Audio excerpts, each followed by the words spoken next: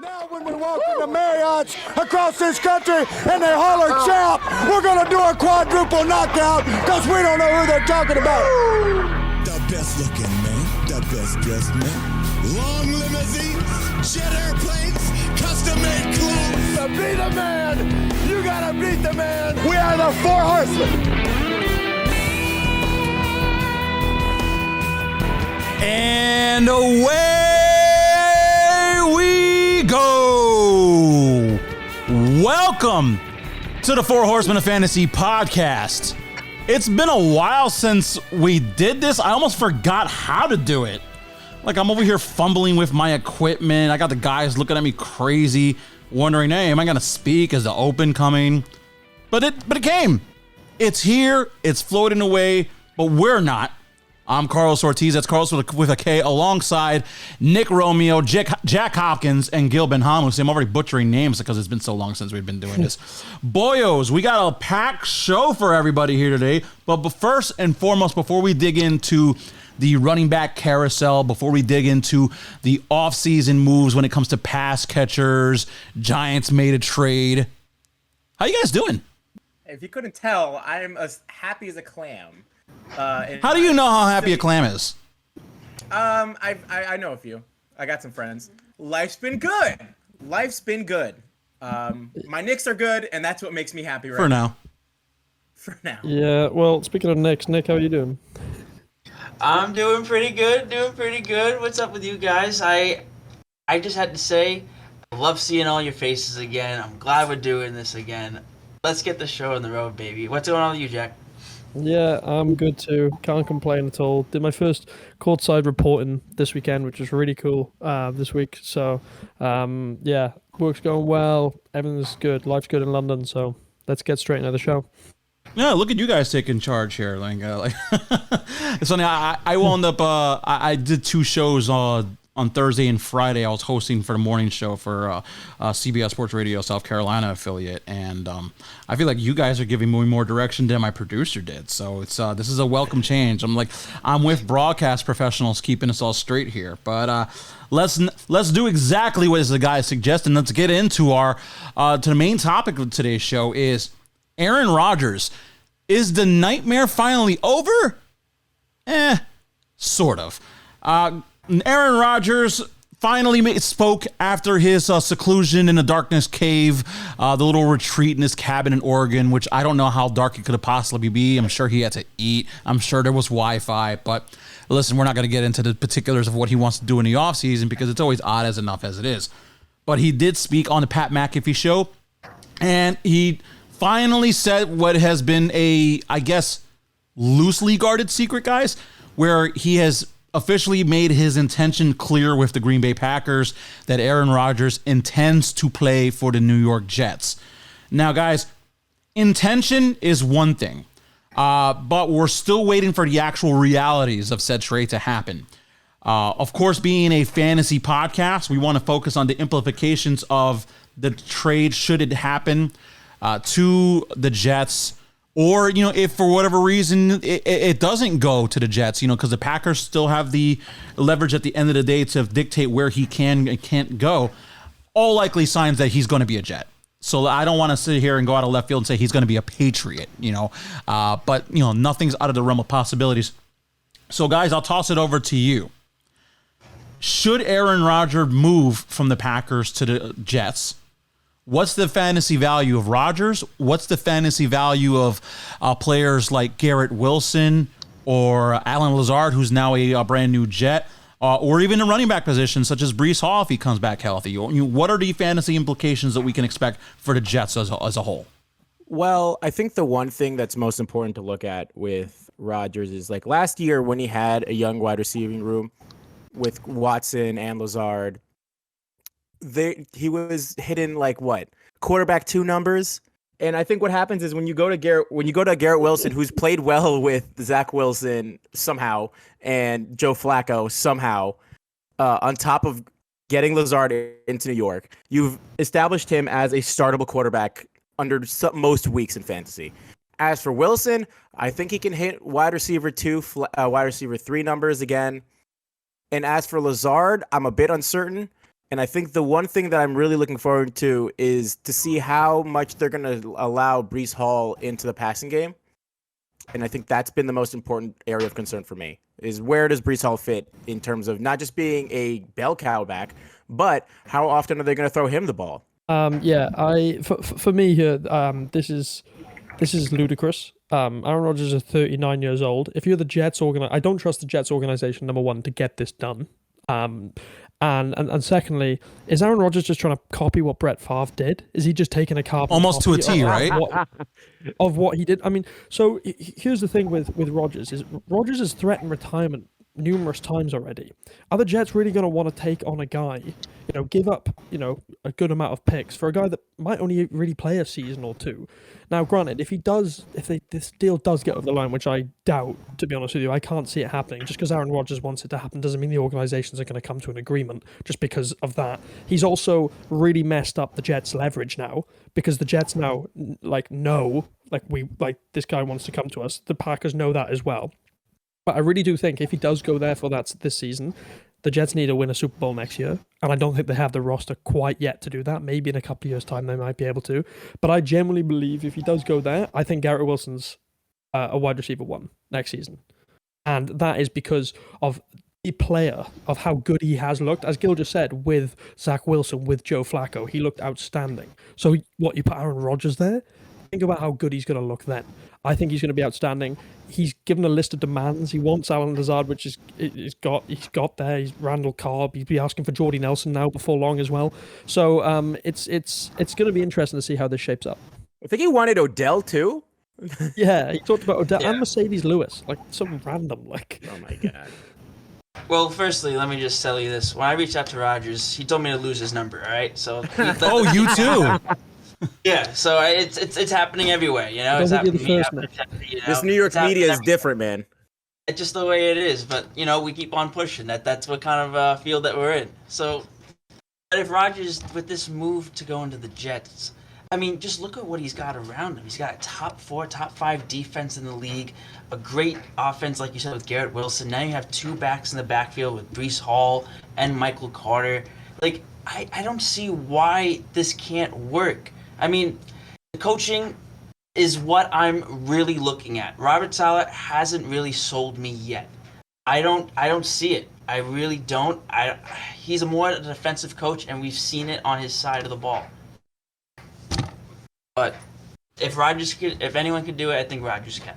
I think we need to also acknowledge that. I know I'm going to keep butting in, but Nathaniel Hackett's the OC. I don't know if that changes the outlook for the Jets offense, and I don't know if that necessarily means it's a good thing or not.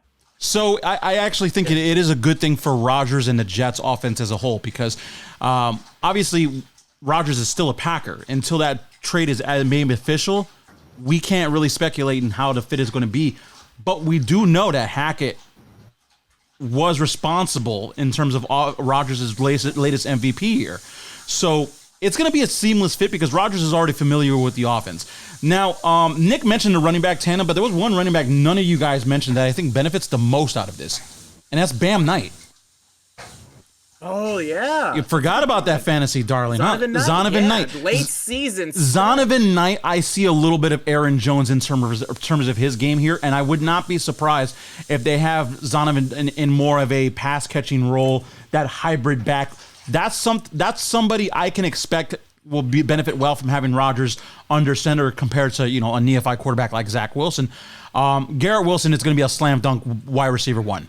I don't think he's going to be obviously a top 5 in the position, but in order to be wide receiver 1, you just got to be in that top 12. And I think that can happen with the production that he's already had, considering the numbers that he put up with basically Mike White, Joe Flacco, and the ghost of Zach Wilson. So a professional quarterback, a former 3-time MVP in Aaron Rodgers, Garrett Wilson's going to go absolutely nuts. And the Jets aren't done. This is the first domino to fall for the Jets right now. But this doesn't necessarily mean that getting Rodgers, they're not going to make any other moves. They could still address some needs in the draft. There are still free agents to be had. There's nobody in the wide receiver market right now. And obviously we'll transition there in a little bit that I'm too crazy about. But there are moves to be had. So I think it would be a good fit. There is one thing that Jack said I do want to push back on a little bit, where the Packers have the leverage. I actually disagree with that. The Packers, they have the leverage, I guess, for now, but they are staring down a $60 million bullet, if you know what I'm saying. September 1st is when they have to pick up decide whether or not to pick up the option on that Aaron Rodgers contract. They're not going to be on the hook, want to be on the hook for $58 million plus. They want to move on. Rodgers wants to move on. It's no longer going to work for either party. The Jets, they just got to sit back and wait. Now, it's just a matter of testing the Jets' resolve. If they are desperate as time goes on and more quarterback moves are be made, then you're going to see something ludicrous like a first-round pick be swapped out for Rodgers. But the Jets right now, I'm giving you a conditional second. I'm giving you a conditional third that turns into a second-round pick depending on how many games Rodgers starts and how far do the Jets go. Any problems with that proposed trade for you guys? No, and obviously, like the deal is obviously you want to move Aaron Rodgers and you want to move him fast. If that's I if think that's if the you're Packers, case, you just want to get rid of him. exactly. You want to get rid of Aaron Rodgers, and the best way to do it is just kind of like let it happen. It's not like they're losing anything substantial outside of Rodgers himself. And you've gotten all you could out of him. There's no reason to try to like gut the Jets out of any sort of future compensation that's not really worth taking. Yeah, this relationship between Rodgers and the Packers has just been so toxic over the years to the point where we're just sick of it, and it's time for Rodgers to move on to a better team. Absolutely. Yeah, now I also think like the Packers, Rodgers has taken over the Packers offseason every single offseason the last God knows how many years. just like Brett Favre did. Yeah, exactly. So like it screams Brett Favre, which is really weird. So I think he just needs to go. I think everyone knows the time's done. Everyone thought it was done last year, so just let it happen for both parties. Yeah. Yeah, I guess the last thing I'll say about the Jets before we move on to our next topic of discussion here is I don't know if it was Gil or no, it was Jack again, because Jack makes salient points on this show. It's weird. The Jets will become legitimate contenders for sure, but this move is not going to catapult them over the Bengals. It's not going to catapult them over the Chiefs. The Bills and the Dolphins are obviously the teams that you're going to be chasing, because if you win the division, and obviously you're in the postseason, but you put yourself in a better position in terms of seeding. I would find that to be more of the comparison in terms of who you can jump over, which is the guys in your own division, not the conference as a whole, because Rodgers, dare I say, might not be a top 5 quarterback in the AFC right now, should he go to the Jets. But how wide open is that AFC East race? The AFC the conference as a whole is brutal, but you're right. I think the East can be there for the taking. The Patriots are going to finish last in this division. Yeah. Never thought I'd hear that one. Weird moves, which we'll get onto later. Yeah. So let's transition a little bit to the NFC East, actually. The biggest trade so far in the offseason. I would dare say the biggest splash. You know, you could talk about a couple of moves that were out there, but listen, you're groaning, but this is a move that came essentially out of left field. There was no rumblings or reports before it happened, and when it happened, it just turned into a legitimate bombshell. I know the Panthers trading up for one was a shock, but people knew that the Bears were shopping the pick, so it wasn't a surprise that the Bears traded the pick. It was just, I guess, a little bit more of a surprise that the Panthers were the one to actually get it. But this, to me, this trade is a little more surprising than even that.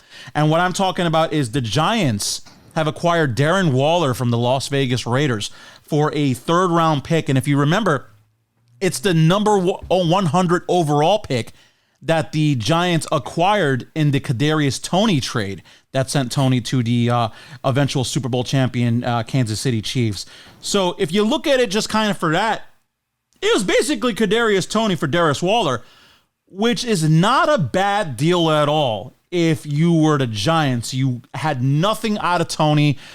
He obviously wanted out after a very abbreviated season. You know, there was talent you could see dynamic in his shifting and his play breaking ability. Excuse say that for 3 times fast, but it just was not a good fit long term for what Brian Daboll wants to do, and they wanted to essentially, I hate the term, clean up the culture. But it's true. Toney was already a bad fit for that locker room. So, guys, how big fantasy-wise Can Darren Waller is an impact player for himself, for fantasy owners? How does he fit with the Giants offense? I think he's massive for that offense, barring any injuries. Let me start off by that. Barring any sort of health issues with Darren Waller, which we've seen for the last couple of seasons, he's an absolute game changer for that team. That means that Daniel Jones doesn't necessarily have to look entirely towards Saquon every play, which is what we've seen a lot of last season. I think the most important thing for Waller outside of his health is just being integrated into that offense, and I think he'll fit really well, especially in a 2 tight end set with Bellinger. And that's really it. I don't have to put too much emphasis on it. He's gonna look insanely well. The only concern, obviously, would have other than the health is the money, but I think he's on the field changes the entire dynamic of that offense. Yeah, segue. That's a good segue for me to talk to that girl as well. I think they have inherited a big contract here. People remember he signed a $51 million extension for 3 years, only back in September, and he's under contract there for 4 years. I think people need to realize as well that he's only 30 years old, and I think that he has still got big playability. As Gil mentioned, the health, that is one thing. You know, he put back-to-back 1,000-yard seasons in 2019 and 2020. He's a really good tight end. Now, in terms of fantasy, which is obviously what we're talking about here, where does this put him? He's still behind Mark Andrews. He's still behind Travis Kelce. You know, I don't think he was ever... It didn't really matter where he went. He was never going to catapult ahead of those guys, I don't think, so long as Lamar Jackson is still in Baltimore, that is. So I think this is a really smart move by the Giants, personally, because there weren't many options at the wide receiver position, and they were trying to get Daniel Jones weapons. I think this was one of those moves that went under the radar because people weren't really thinking about tight ends that were available because they weren't really, no one really realized that Waller was available. So yeah, I think it's a strange one, and a little bit out of left field, but I think for a franchise that are saying we're putting all our eggs in Daniel Jones's basket, let's get him, guys. You know, they've re-signed Sterling Shepard. I know he's been so injury prone, but he's actually got a really nice injury compared to his previous ones. He's torn his ACL rather than his Achilles. So I think that it's one of those things where you've got to give Jones weapons if you've got any chance of succeeding, and the Giants looked really good in parts last season, and I think Waller could be a huge part in that going forward. As a fellow Giants fan, I can't believe I'm saying this, but I want Evan Ingram over Darren Waller. What? Just the way that he performed. Wow, last year. we got to get a drug Can you test put a sound after this effect show. on that? Yeah, What? That is what I want. Evan Ingram was a fantasy stud last year, and I can't believe we had him for those many years, and we didn't use him as properly as Jacksonville did in 1 year. It's not it. Yes. Gil, I'm willing to bet whatever you want on the fact I'm that putting that down. Ingram is I know not going to have a I better can tell by season Collis' than face. Waller. He doesn't agree with me either, but Yeah. it's just that. I don't I can't think see it's anybody that would happening. agree with you there, Gil. Evan Stonehands Ingram, the fact that he was That's a what I was Pro gonna Bowler say. with a He's got- Giant was an Breaks for absolute hands in New joke. York. He was there with No. Daniel Jones, Nick. It wasn't his fault. It was the coaching over there. And then 1 year in Jacksonville, and he has the best year of his career. I will give you a little bit of this. Coaching has been absolutely abysmal. You see what Daniel Jones could do with only 1 year under Brian Dable. But Evan Ingram, the fan base would have absolutely rioted if you brought him back. His tenure in New York was over. You guys are all hit the similar theme that I'm going to hammer home. Health. None of this matters if Darren Waller can't stay on the field. He's had injuries the last 2 years that's derailed his back-to-back 1,000-yard seasons and essentially being an all-pro tight end. But I don't care if he's behind Kelce or behind Andrews. He's going to be the number one option in New York, period. You look at all the receivers that are in that room and anybody that you could have gotten into the market. I dare to say the best free agent wide receiver available right now was what? Maybe Adam Thielen? I would take Darren Waller healthy over Adam Thielen right now. Thielen's best years are behind him. Not to think that Thielen can't be productive for a team, but Darren Waller certainly changes the dynamic of how the Giants offense can be run, because now you don't have to put 8 in the box and dare Daniel Jones to throw it to people who are going to drop it all the time, aka Darius Slayton, who the team also re-signed. Darren Waller not only becomes the number one target overall, but he becomes the biggest red zone threat. And that's something that Daniel Jones has been missing, a big body, what they thought that they were going to get out of Kenny Golladay, someone who can catch 50-50 balls. Darren Waller is a fantastic fit. Darren Waller is going to be what people and fantasy owners have been expecting out of Dawson Knox for the last couple of years. I think Darren Waller could be a very dynamic version of what Dawson Knox could be in a perfect Buffalo offense where Josh Allen is not running the ball in every single chance he could get to take fantasy touchdowns away from guys. So I think this is a brilliant move by Joe Shane. Finally, we're not getting a Buffalo Bill castaway. I think, again, if Waller can stay healthy, this is the best the Giants could have done for getting Daniel Jones some weapons here. There were some other pass catcher moves. I'll kind of open it up to you guys. You let me know what you're thinking here. I don't love a lot of these moves, but the breaking news of today, because we're recording this here on Sunday, March 19th, is that Braden Cooks has been traded from the Houston Texans to the Dallas Cowboys. I think this is a very mid move. I'll be very frank. Cooks, I feel like he's played for half the teams in the league so far, but he's young. 29. Yeah, he's 29 and he's young still, and he's going to be opposite of CeeDee Lamb. I think it's a good move for Dallas, but I just think it's also kind of mid. And also, again, I'll open it up to you guys to do whatever you like. We mentioned Alan Lazard's going to the Jets. Juju Smith-Schuster is taking his TikTok dances to New England Patriots. Mike Gesicki will also be joining him in New England. Robert Tonyan signing with the Bears. I actually didn't even know that. Nick's favorite receiver, Bobby Trees, is actually going to the Houston Texans. Yes, yawn. Jacoby Myers will be linking up with Jimmy Garoppolo and the Raiders. So that's going to be a barn burner of an offense. And this is not a pass catcher per se. But we'll throw him in there because he does catch his passes. They're called interceptions on a defensive end. Jalen Ramsey has a new home in Miami. So, guys, I'll just throw it to you. Which some of these moves do you like? What's a move that, in terms of the pass catcher world, have been made that people aren't really talking about? The floor is all yours. I mean, I can't necessarily say nobody's talking about the Brandon Cooks moves because it just happened like a few hours ago. However, I think the move that I don't know if anybody's gonna really like enjoy to see until maybe after we're like in early to mid September. It's gonna be Juju Smith-Schuster and Mike Gesicki in New England. My thing with Juju is now Myers was good. Do I think Juju's a slight step down? Yes, but you have a somewhat decent sized player on the wide spot. Now you have Gesicki complimenting Hunter Henry, and you're going to have Bill O'Brien back in the coaching staff, which, in my opinion, could be particularly conducive to the kind of offense you want to run through Mac Jones. Do I think they're going to be insanely fantasy relevant? Not entirely, but it does it kind of does give you a bit of promise when you're low on wide receiver talent and you see if Juju's available. He looked somewhat decent with Patrick Mahomes, and that's saying a lot for because Juju's character. Mahomes. It's because it's Patrick Mahomes, obviously. Like everyone looked good. Right. And I think with the addition of Juju into that offense, I believe it makes Mac Jones' job a lot easier. And as for Gesicki, I think that tight end set is going to be very helpful. Obviously, it's something that New England's run before. So I don't think he's going to be missing out on a lot of touches. And personally, I think he might even have some streaming availability for him down the line.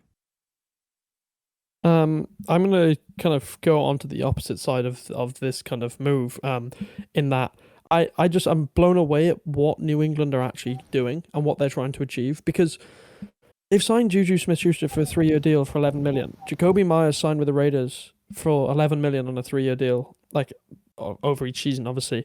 And if you're New England, what would you rather have? Someone who has played in the offense for the last however many years it's been, knows the offense, knows the system, and has been playing well for you as your number one option, or go to someone that literally has become a meme. Like since his first season when he had 1,400 yards or whatever, and maybe his second season he was good as well. He's not really done anything. And yeah, okay, he was in the Chiefs offense last year. That wasn't that he wasn't the number one option at all. But I just don't think he's good as a number one option. I think Jacoby Myers next season is going to be absolutely outstanding. If you think about some of the games that Mac Hollins had last season for the Raiders, it did not affect Devontae Adams whatsoever. Devontae Adams is still going to get his. He's still going to get 160, 170 targets like he has every single season. He's going to be fine under Jimmy G.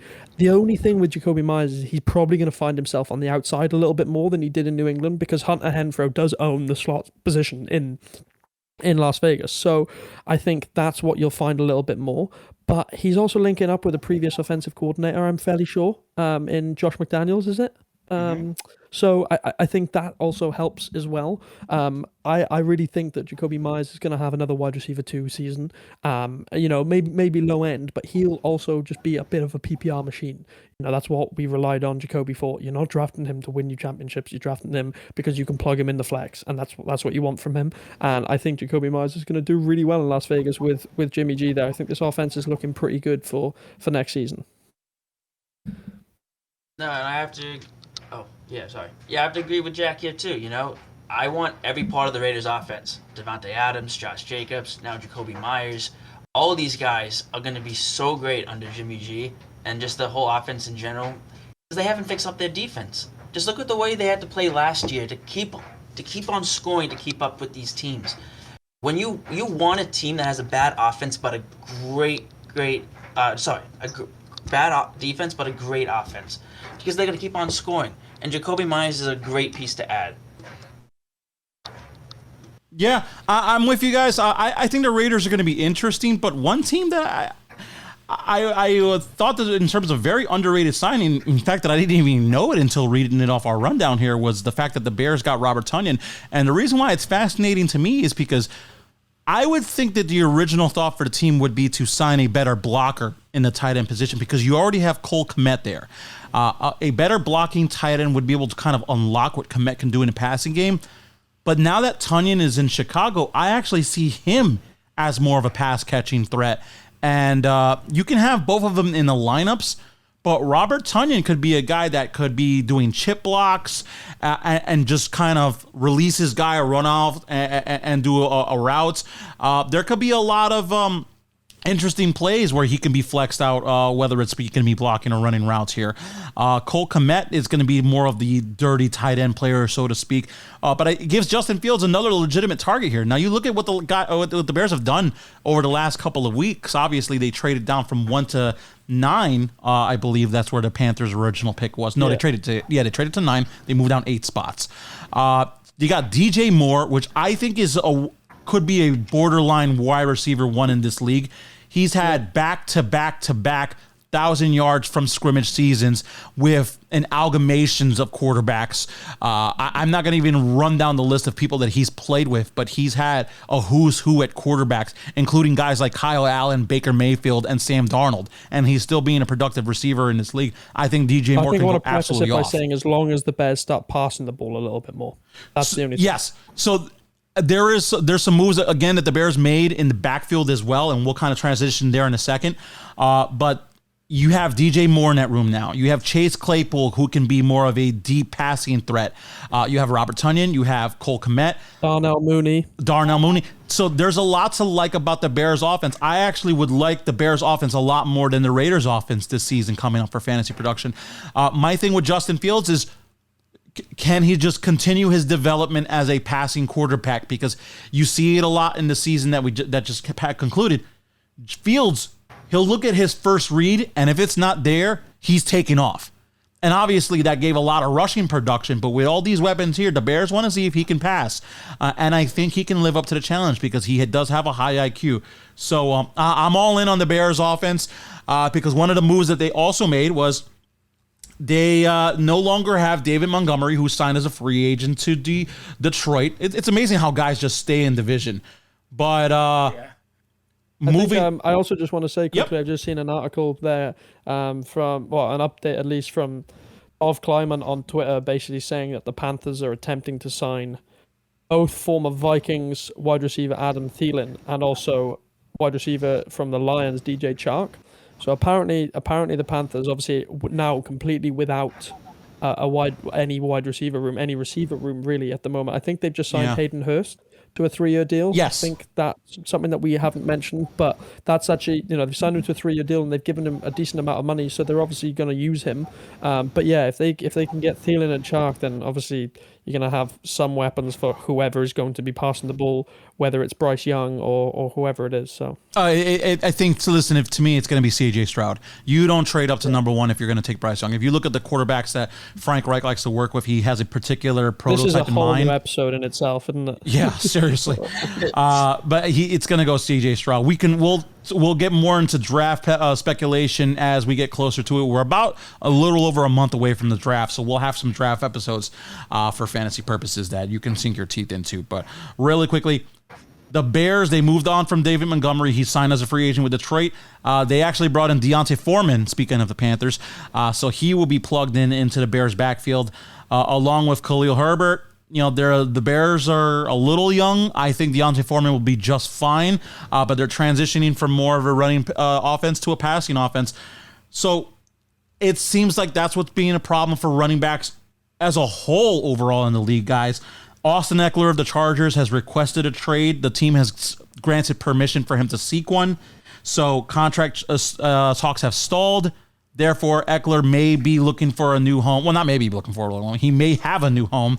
It remains to be seen what's going to happen on that front. But I mentioned the Foreman signing with the Bears. Jamal Williams goes from Detroit to New Orleans. Montgomery, I mentioned, is already going to the Lions. The Panthers have gotten Miles Sanders from the Eagles, which is great because I love to see the Eagles keep losing people. But the Eagles wound up replacing him with Rashad Penny. And Alexander Mattinson signs a 2-year, $8 million deal with $6.35 million guaranteed. It's very interesting because, the Dalvin Cook situation. Do the Vikings extend him? What's his future there? So, guys, very similar to our wide receiver pass catcher conversation.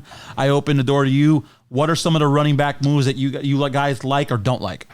I think my favorite so far has been the Miles Sanders move with the Panthers. Now, even before they hired Frank Reich, I believe that they were desperately in need of a good running back after letting go Foreman. So adding Sanders, especially to a team-friendly deal, which was like $25 million over 4 years, which would probably be around the same AAV that Austin Eckler is currently making, which he's trying to seek more of out of that deal that he's getting with any other team. My point here with Sanders is you get an efficient running back who ran for 1,000 yards last season, and you put him on probably a very run-heavy offense this season, especially with a good quarterback that they would probably draft, which will most likely be Stroud. They're going to look good. I think their only issue would obviously be beefing up on the wide receiving room and obviously getting some help on the O-line. But Sanders has promise. You've established that you really want to kind of put your fingers in on a good division title race. It's very wide open in the NFC South right now. It's anybody's game. Yeah, and I think Sanders helps that entirely. Yeah, that's like my division with the Falcons. So I think I think the Panthers did return all 5 of their O-line from last season, I will say, and they were creating holes for Deontay Foreman and Chuba Hubbard, if you remember rightly. So you put Miles Sanders in there, I think he's going to do really, really well. So I mean, I'm scared to kind of see him twice next season against the Falcons unless they can improve that defensive line. I'm going to talk about one quickly here that Carlos mentioned right at the very end. There is Alexander Mattison. The guy has been waiting 4 years for this opportunity. He has been the backup to Dalvin Cook for 4 years. I don't think he takes this deal unless he thinks that he has a chance of starting and staying for a little bit. If you're going to stay somewhere for 2 years, are you really going to do it and just take another backup role? I'm not too sure. I think the Vikings will cut Cook. If they do, they'll save about $6 million on the cap. It's cheaper than if they keep him on the current contract of $14.1 million. They need to do this before June 1st, so I'm going to be kind of interested to see what they want to do. It is worth noting that they have the 23 pick in the draft, and I think that's right around where Bijan Robinson's probably going to go, who's obviously the consensus number 1 at the running back position, and it's going to be interesting to see if they actually take a running back there. I think they need help elsewhere, but it's going to be interesting to see. But for me, I really think that Cook Also, with the shoulder surgery, he's had that shoulder repaired in the offseason. He should apparently be back just after OTAs, so that's definitely worth kind of monitoring and seeing his progress. But if you're a team that's looking to win, I do think that Dalvin Cook is going to be a great asset to another team. I just don't think Minnesota is going to be that team, because I just feel like Madison can do the same job, no problem at all, and he's been there long enough that he understands the system. Yeah, Dalvin Cook played 17 games last season, and that's the first time he's done it. He's played an entire season healthy and everything, but obviously having that shoulder surgery now has put him back. He's not going to be playing with that bionic arm anymore, but I think it's going to be interesting to see kind of if Madison can take over that role, and whether the Vikings do, because they like to run a lot. They probably will draft a running back. It's just a question of whether they go for a Bijan Robinson at pick 23, or whether they wait until a second day, maybe get a second day running back, or even a third day running back. I didn't know if you guys had the same impression of Deontay Foreman when he took over for McCaffrey, but he kind of gave me Derrick Henry vibes when he got in the back. Yeah, he was running over people. Playing for him. Oh, yeah. You know, He's 6'1", 236 pounds. I didn't realize how big this guy was. And out of the last 11 games that he was the starter or splitting carries with Chuba Hubbard, he scored more than 100 yards in five of those games. 118, 130, 113, and 165. Dude was a menace when he filled in that role. And I think that's a great play for the Chicago Bears. I think you need someone like that to help out with Justin Fields and help out with those pass catchers in there. The O-line obviously gave up a lot of sacks to Justin Fields, but Justin Fields is one of the most sacked quarterbacks because he runs almost all the time as well. He's a scrambler, and he didn't have that big guy. David Montgomery was a medium-sized guy, and he wasn't going to go between the tackles, but Deontay Foreman can do that, and he can break one for you, not like David Montgomery did. Nick, I also think it's worth noting that he tore his Achilles in 2017, and I think that derailed his career a little bit, because he was meant to be really good when he was drafted by the Texans. So I think that's part of it as well. You saw flashes of promise when he was at Houston, and I think he can get right back on track. It's a great fit, as Nick said, for the Bears. I really like the David Montgomery fit to the Lions, man. He fits the elusive running style that Dan Campbell prefers in running backs. So I think that's a sneaky good signing by Detroit, especially since these guys that play each other in divisions, they know what everybody's capable of because they see them 2 times a year. So I think David Montgomery could be a really good fit in Detroit. Jamal Williams, I know he was loved in Detroit, but there was no way he was going to replicate 17 touchdowns again. And the money just wasn't how many there. Inside the 5-yard carries he had last season? Oh, yeah. 30. That's how many Jamal Williams had. 30. Yeah, so the 5. there, if you're looking to chase that, production next year, you're going to be sorely lacking. Yeah. So not often do you have your wide receivers go down within the 5 that often. Yeah, but yeah. It's definitely going to be a great fit. I totally agree with this. It could be a massive RB1 season for David Montgomery. Yeah, so David Montgomery is certainly a guy I'm going to be looking to target in multiple teams that I have for this fantasy season. This was fun. Maybe we should do this more often, guys. What do you think? Maybe let's increase the frequency from once every 3 months, right? You know, it's almost like a second date here. Let's go. It's almost like I think we can do that. It's almost like we haven't done this in a while, and we're finding our way back. But my people will talk to your people. All right, because we all have agents now. The NFL draft is quickly approaching. We will come back with more fantasy implication and news as it comes down. You hear a little bit of that new Creed 3 soundtrack that we're playing to bump out with. Only reason we're playing this is simply because I wanted to see the movie, and these guys were like, oh, what was I listening to? Well, this is it. For Nick, for Gil, for Jack, I'm Carlos. This is another episode of the 4 Horsemen of Fantasy podcast. Find us wherever you can: Instagram, Twitter, Spotify, YouTube. This was fun. Can't wait to talk to you again. Enjoy. Reach you a gun, arms crossed and coughing like you was from Wakanda. God's favorite accumulator.